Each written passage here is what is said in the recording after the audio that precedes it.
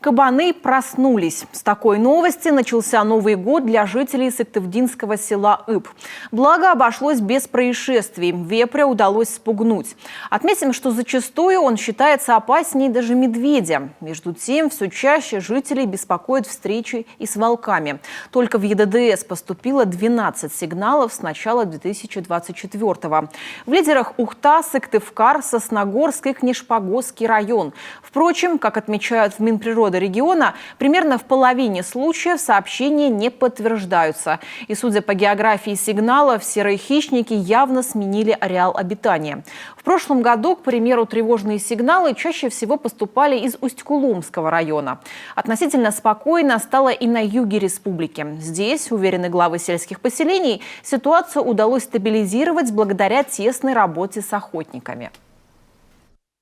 Со своей стороны, в первую очередь, выхожу на охотника.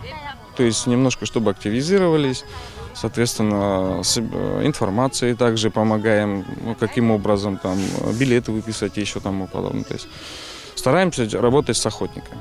То есть первоочередную помощь в любом случае от них. В республике продолжают выплачивать вознаграждение за добычу волка – 20 тысяч рублей за особь. Численность серого хищника в регионе с каждым годом уменьшается. В прошлом году она составляла 744 особи. Охотникам же удалось добыть 251 волка.